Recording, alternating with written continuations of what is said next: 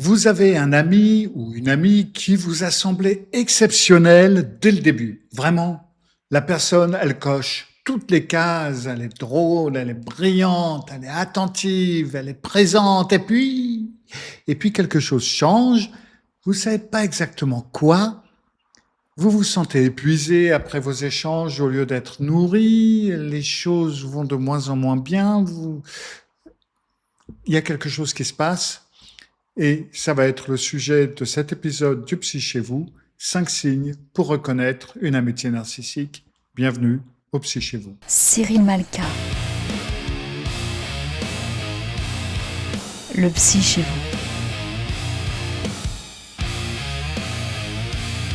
Cyril Malka, le psy chez vous. Alors pour ceux qui ne me connaissent pas ou qui ne me connaissent pas encore, je m'appelle Cyril Malka, je suis psychologue cognitif et comportemental ainsi qu'hypnothérapeute. Vous pouvez en savoir plus sur moi en allant sur ma page principale, malka.fr, et là vous pouvez même prendre rendez-vous avec moi si vous en avez besoin ou envie. Maintenant, on va passer aux choses sérieuses et on va commencer à voir en fin de compte cette idéalisation que l'on a avec les amis narcissiques. C'est une idéalisation rapide et intense. L'amitié narcissique, elle démarre très souvent de façon spectaculaire. Il y a une attention constante dès les premières semaines, dès les premiers jours même des fois. Ça va être des compliments excessifs, presque disproportionnés d'ailleurs par rapport à la relation réelle. Et vous avez vraiment l'impression que vous avez trouvé l'ami idéal. C'est l'âme sœur amicale en quelque sorte. C'est vraiment, c'est ma sœur de cœur ou mon frère de cœur. Et en fin de compte, une amitié saine, ça se construit pas comme ça, dans un flash. Ça se construit sur des épreuves concrètes et ça va être des épreuves répétées. Ça va être un désaccord que vous avez géré sans rupture. Ça va être des confidences qui ont été données et que vous avez vues, constatées, ont été gardées dans la durée. Et la durée, c'est pas 2 mois. Ça va être une présence que vous avez eue dans des moments difficiles, une présence réelle, une présence véritable. Si l'ami vous déclare son attachement profond avant d'avoir traversé une seule épreuve avec vous, c'est un signal à retenir comme quelque chose qui est peut-être un peu rapide. Donc il est intéressant et important d'identifier ce qui a concrètement été les faits vécus. Qu'est-ce qui justifie cette intensité?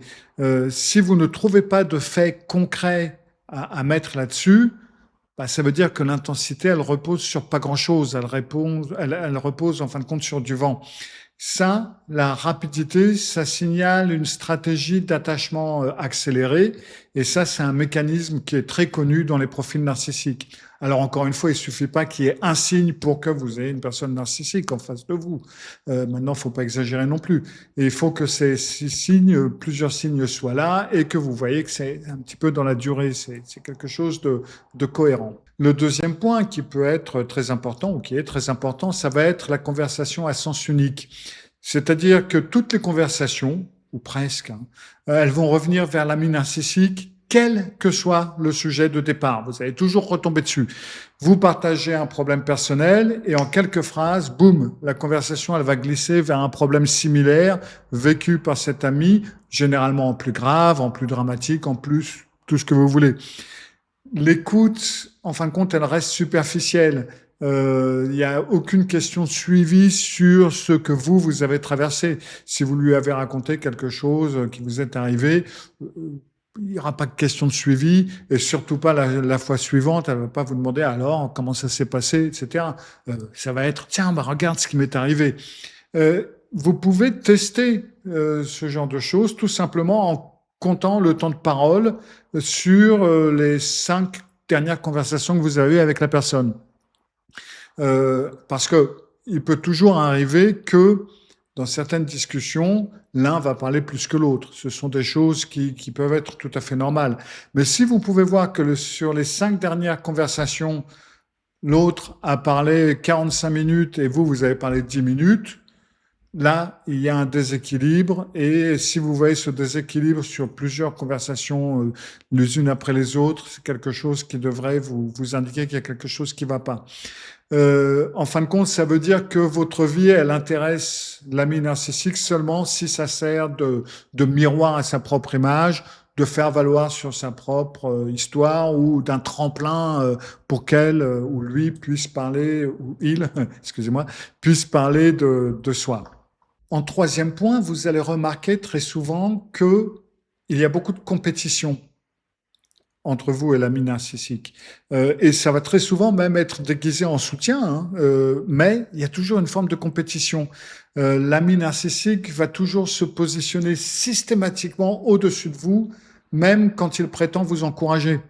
Vous annoncez une réussite, et ben dans sa réponse, l'ami narcissique va minimiser l'ampleur ou la ramener immédiatement à une réussite personnelle qui est beaucoup plus importante que la vôtre. Vous traversez une difficulté, et ben cette difficulté va devenir l'occasion de rappeler à quel point cet ami narcissique gère beaucoup mieux ce genre de situation que vous. Ah bah oui, bah moi j'ai fait comme ça, comme ça, comme ça. Tu peux croire que moi je suis pas tombé dedans, hein. Sous-entendu, toi, voilà quoi. Hein.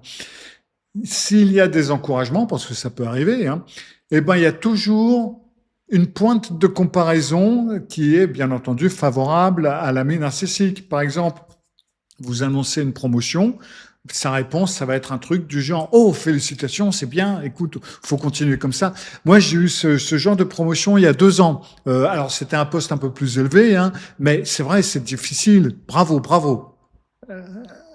C'est difficile de dire à quelqu'un qui vous encourage qu'en fin de compte, il est en train de ramener les billes à lui ou à elle, mais c'est exactement ce qui se passe. Comme vous le voyez, cette compétition, elle est très rarement frontale. Alors ça peut arriver, hein, mais le plus souvent, ça va être glissé dans le ton, dans des silences, dans des petites précisions apparemment anodines, dans des petits mots glissés par-ci par-là. Essayez de remarquer quand ce genre de choses arrive, si vous avez des compliments ou si l'ami narcissique vous donne des compliments, avec suivi d'un mais, qui donc va tout ramener vers la personne narcissique. S'il y a des oui, mais ou des compliments, mais, c'est pas un compliment, c'est une manipulation. Après, comme 4e point important, il y a une forme d'instrumentalisation sociale, c'est-à-dire que vous êtes utilisé comme public ou comme outil pour accéder à d'autres relations utiles à cet ami narcissique. Par exemple, vous allez avoir l'ami narcissique qui vous invite à un événement uniquement pour que vous assistiez à sa performance devant un public, ou alors elle va vous présenter à des personnes influentes dans le seul but de se rapprocher d'elle par votre intermédiaire. Vous pouvez aussi servir de repoussoir. Alors oui, c'est pas très gentil, hein, mais malheureusement, ça peut être utilisé comme ça. C'est-à-dire que l'ami narcissique va se mettre en valeur en vous dénigrant devant les autres. Par exemple, lors d'une soirée, vous allez avoir votre ami narcissique qui va souligner une de vos erreurs passées, bien entendu devant un groupe. Hein. Ça va être présenté comme une anecdote amusante, mais qu'est-ce que vous êtes mignon ou mignonne. Et de cette façon, l'ami narcissique va paraître meilleur par comparaison. En gros, la valeur de l'amitié à une personne narcissique, un petit peu comme quand je parle d'amour narcissique ou quand un partenaire narcissique vous fait des compliments ou vous met en valeur, eh ben rien n'est gratuit. Ben là, c'est exactement la même chose. La valeur de l'amitié va dépendre de ce qu'elle va rapporter à l'ami narcissique, que ce soit par votre utilité sociale ou par votre dévalorisation. Et ça, c'est quelque chose qui va souvent être invisible pour les autres parce que c'est fait de telle manière que les autres, ils voient juste une anecdote amusante et c'est juste une plaisanterie. Et la seule personne qui va se sentir blessée, en fin de compte, ça va être vous. Vous, par contre, vous allez bien comprendre ce qui est en train de se passer. Mais comme c'est fait de façon légère, etc., c'est difficile de se plaindre parce que « Oh, mais on peut rien dire, écoute, mais tu vois bien, personne n'a pensé à mal, blablabla, blablabla, blablabla. » Et puis après, vous allez culpabiliser, etc. En 5e point, ça va être généralement la fin de l'amitié. c'est ce qu'on appelle la sortie punitive. Alors la sortie avec une personne narcissique, quoi que ce soit, ce sera toujours punitif. Euh, Disons que vous êtes plus utile pour une raison ou pour une autre, ou alors vous osez avoir des besoins, ou vous osez mettre des limites, non mais de quel droit. Donc là, la relation va basculer tout d'un coup. Alors tout d'un coup, peut-être, ça peut être le silence radio, sans explication. À la limite, si vous essayez d'avoir une explication, on vous dira tu sais parfaitement ce que tu as fait. Non. Oui, oui, c'est ça. Hein, c'est ça. Voilà. Ou alors, vous pouvez avoir, par exemple, une scène de rupture publique, hein, et très humiliante, devant des amis communs, un remplacement rapide et très visible par un nouvel ami qui va être présenté comme supérieur à vous, ou alors ça va être une explosion de reproches tout d'un coup que vous allez avoir. Alors, des reproches rétroactifs, hein, il va ressortir ou elle va ressortir des années de griefs jamais mentionnés avant, des trucs qui sont passés en 2022, en 1978 ou ce que vous voulez. Vous allez rien comprendre. Donc il y a plusieurs formes de punitions qui peuvent être possibles, mais ça va être une rupture un petit peu plus ou moins dans ce genre-là. Et puis bien entendu, vous allez avoir, comme avec toute personne narcissique, un dénigrement auprès des amis communs, une version des faits qui va vous présenter comme responsable de la rupture, bien entendu. Bien entendu, une réalitorsion sur ce qui s'est réellement passé dans l'amitié. L'ami narcissique va réécrire l'histoire commune, bien entendu, va se présenter comme la victime. Je suppose que vous connaissez tous ça si vous avez eu des amis ou des partenaires narcissiques. Et très souvent, vous allez remarquer que cette sortie punitive va intervenir très souvent après un moment où vous avez osé donc être en désaccord et que vous avez tenu bon, ou où vous avez mis une limite. Vous avez dit, bon, et bon, maintenant ça va, quoi. Hein. Et ça, généralement, ça va être le signal pour la personne narcissique de dire, ouais, bon, maintenant, mon ami narcissique n'est plus utile, on va changer un autre ami ou une autre amie et on va virer celle-ci.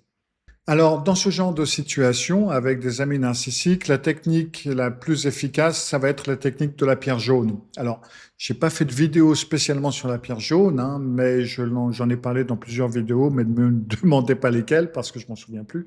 Mais la technique de la pierre jaune, c'est de ne répondre qu'aux faits. C'est-à-dire que vous avez la personne narcissique va envoyer des appâts et vous n'allez répondre qu'aux choses factuelles et vous allez ignorer tout le reste. Un exemple que j'utilise régulièrement, ça va être dans un couple, par exemple, vous avez le mari qui va dire à la femme est-ce que tu peux, pour une fois, est-ce que tu peux aller chercher les enfants à l'école parce que je ne vais pas pouvoir aujourd'hui.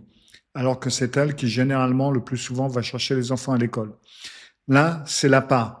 Pour une fois, est-ce que tu ne pourrais pas Si elle répond, comme ce que tu dis, part pour une fois et c'est toujours moi qui le fais, vous allez partir dans une discussion, il va vous dire, non, le 1er octobre 2017, c'est moi qui l'ai fait, et puis vous allez partir dans quelque chose d'infini. Donc, dans ce cas-là, la pierre jaune, c'est de répondre seulement à la question. Oui, pas de souci, je vais aller chercher les enfants ce soir ou aujourd'hui à l'école. Et vous ignorez tout le reste. Et ça va être la technique à utiliser, la technique de la pierre jaune avec des amis narcissiques, c'est-à-dire que vous ignorez tout ce qui est appât, tout ce qui est pique, et vous vous contentez de répondre et de parler des faits. Ensuite, progressivement, vous allez réduire l'accès à vos émotions, à vos réussites, à vos difficultés. Vous n'allez pas parler de bonnes choses qui vous arrivent, vous n'allez pas parler de mauvaises choses qui vous arrivent, parce que ça va être sujet à vous écraser d'une manière ou d'une autre. Donc tout ça, vous n'en parlez pas. Vous restez tout simplement de plus en plus sur des sujets neutres. Vous ne nourrissez plus la relation avec du contenu personnel du tout. Vous limitez les échanges au poli et au factuel, autant qu'il fait, et vous ne parlez pas du réchauffement climatique. Donc vraiment, vous évitez tous les sujets où il peut y avoir sujet de désaccord, machin, etc. Vous restez que sur des sujets superficiels. Si votre ami vous pose une question sur votre vie privée, et vous savez que ça risque de mal finir, vous répondez très brièvement, pas de détails, et puis vous changez de sujet. Alors, si la relation devient vraiment très toxique, la seule chose qui reste à faire, ça va être la rupture nette, Parfois, c'est la seule chose à faire, surtout si vous voyez qu'il y a des dénigrements répétés, s'il y a des campagnes de diffamation auprès d'amis communs, machin, etc. Là, il n'y a rien d'autre à faire que de couper parce que voilà. Et préparez-vous à une réalitation sur les raisons de la rupture. De toute façon, ce sera pas la vérité qui sera dite et qui sera expliquée par cet ami. Alors, vous pouvez garder une trace factuelle des échanges et des événements clés, les SMS, les WhatsApp, tout ce que vous voulez. Alors, gardez-les pour vous-même, déjà, parce que des fois, si vous avez des doutes, vous pouvez toujours les relire, ça vous remettra au goût du jour. Et si vous avez des amis communs qui vous interrogent et que vous pouvez voir que la campagne de dénigrement est partie un petit peu par là, eh ben vous pouvez répondre avec des faits précis en leur montrant quelles étaient les choses qui ont été dites et pas dites, plutôt que juste des impressions vagues. Voilà, alors avec ça, vous devriez pouvoir vous débrouiller à peu près, hein, mais bon, n'essayez pas de les changer. Des fois, couper le contact est la seule chose qui reste à faire. Si vous avez aimé, YouTube se dit que vous aimerez sûrement cette vidéo également. Cyril Malka. Cyril Malka, le psy chez vous. Cyril Malka. Cyril Malka, le psy chez vous.